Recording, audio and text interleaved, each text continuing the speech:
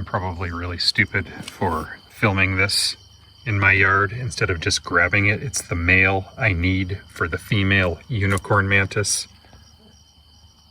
Oh, I always knew I was gonna see one here. This has been an amazing week for insects. Buddy, you are coming with me. Got a female that we raised from a nymph.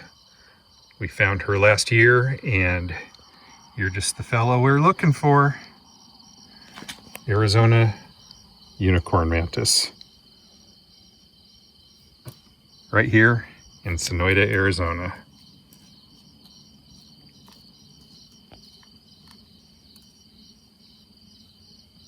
Come on, get into focus for us. See that horn?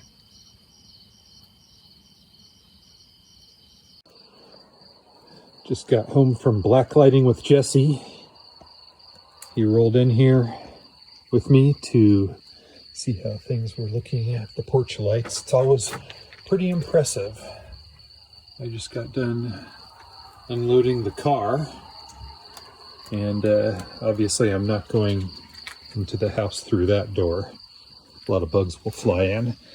But I sat down here and I thought I'd just kick back and enjoy the spectacle that is my home.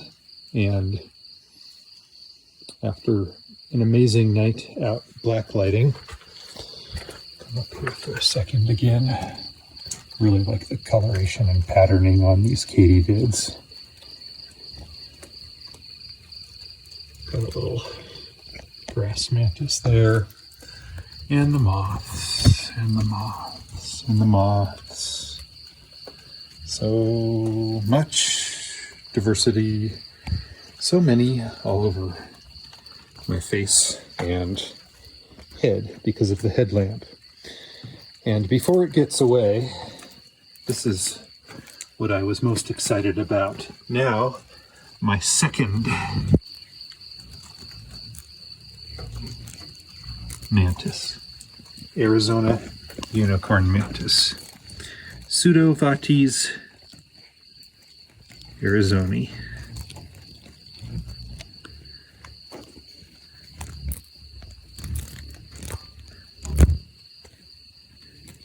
Still just blows my mind that I live in a place where these live. You see a little weevil going by in the background, some moths flapping around. So good. Tomorrow, and I hope to post it on YouTube maybe in a week. I don't know when exactly, but I will be introducing the first male that I collected. Some of you may have seen here on Instagram. A couple days ago I posted that video, and we have a backup male now in case things don't quite work out how we want them to. We might see a little bit of hunting here for this mantis. You can see there, oh, it's turning its head to look the characteristic horn, hence the name unicorn mantis. But those stripy legs, the green wings, the brown markings on them, and then, of course, that classic horn and head shape. Gorgeous, gorgeous species. Female unicorn mantis eating a white-lined sphinx moth. I think we're gonna have to slow this down a little bit.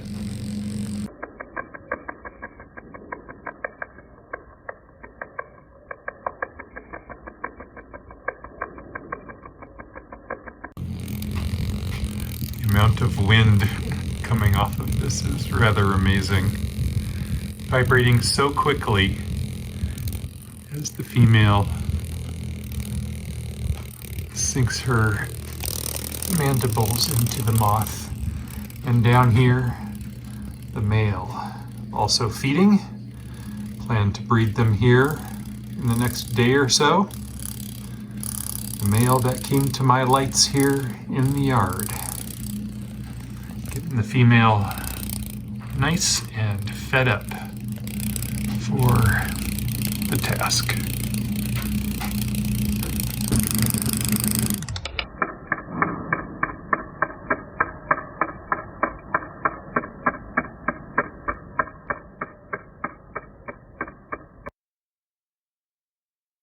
I had his container in there with her earlier. Get over there. Girl, you need to turn around a little bit. She was looking at him earlier through, yeah. So already, Jesse, will you get a roach out? Already this is going in kind of a bad direction. Yeah, I mean, I just set it up very quickly, but she definitely turned towards him very quickly. He definitely knows she's there. I had his 32-ounce cup in the container, and she was perched on top of it, just looking at him the whole time earlier. Just take it. All right, dude, you're going in the right way now. All right, now get in there, buddy. He's creeping. When I move the cage like this, he feels like he can approach.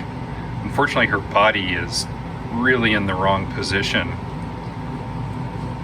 It would be much more ideal if her abdomen was sort of pointing towards him so that he could just jump on a lot easier. Oh, what's going on there? He's lost. I'm gonna have to reset this later. Oh, now he's trying to grab her food. She's like, oh, that's actually a pretty good position right there. I wasn't expecting things to change in a favorable way there. I was actually trying to pull him out. So he may very well at this point take another look at her from this perspective and decide this might work out. Oh, wait, his head just turned. Don't get too many chances like this, buddy. So when they get to this point, I'm generally pretty confident that things are gonna work out, and pretty soon he'll start moving his abdomen. See, he's doing it there now, trying to fold it up and over hers.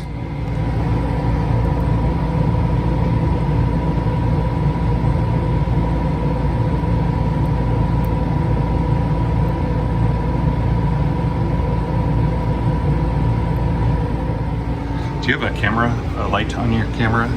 that help? Yeah, it does help a little bit. See his abdomen? Snaking up and around.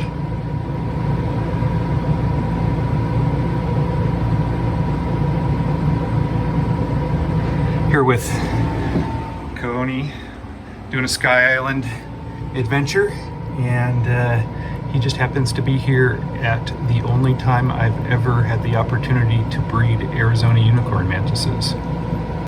What did you get, Coney? I don't know. Triceratops beetle. The biggest Triceratops beetle, Philurus truncatus, that I've ever seen. Those horns are ridiculous. Like, I don't even know if Triceratops does it justice. I think we need a bigger dinosaur. That is a gorgeous, gorgeous beetle. The eye is reflecting in the light of the lens here. Super cool. Can you see that? Mm. That is neat. Well, that would look really nice in the Sky Islands guest house. Coney, sure you don't want to donate it? I'll think about it. All right. That wasn't a no. Just one time in my life, prior to moving down here, had I ever seen an adult Arizona Unicorn Mantis, and I got it from Aaron Chambers, who you met the other day. He found, it was the only specimen he had ever found. This was about 20 years ago, and he was kind enough to give it to me. I'm gonna back off for a little bit here and give them some space. Female has just repositioned her body a little bit here in the net cage. And sometimes they do that when they know that the male is struggling a little bit to attain the correct position for mating with her. And I think that's what just happened there. We're watching carefully how quickly that cricket is disappearing. I think things are going to work out here before we have to hand her another cricket. So I just turned the whole net cage here upside down because the male really wants to mate with her, but just didn't have the positioning for it. Not a great view here through this vinyl window, but I think we're very close now. Very happy to report that the male survived breeding, and I can remove him to safety from the cage.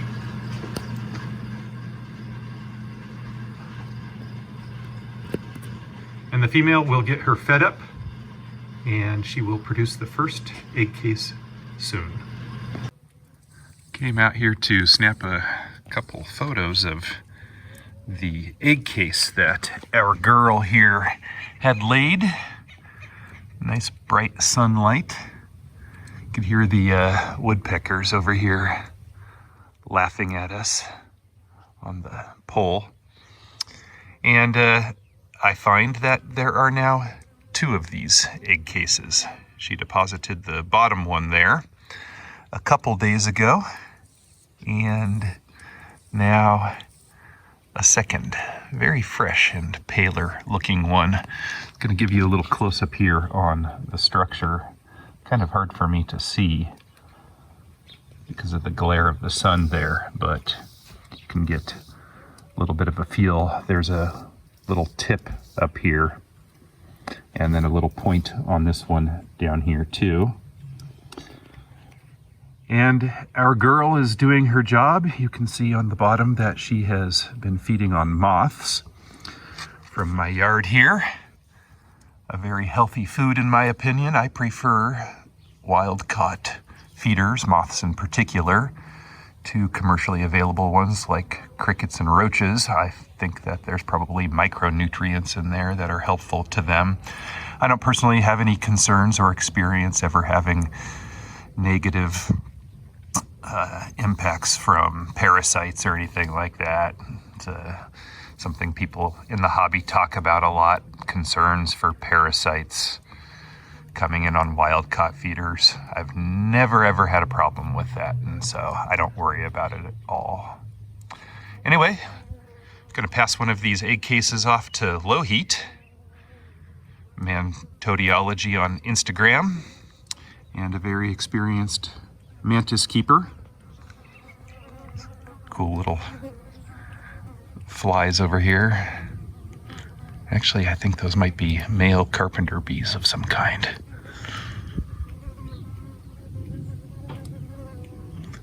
Anyway, there's always so many bugs around here in my yard. Let's see if we can get them. One of them flew into the cage when I first opened it, and I thought the mantis was going to snap it up. That's a wrap. Thank you guys for watching. If you have any questions about breeding unicorn mantises or mantises in general, please ask your questions down in the comments below. If you have any questions about Sky Island adventures and want to come down like Kuoni and his family did, we're happy to answer any questions you might have about that too.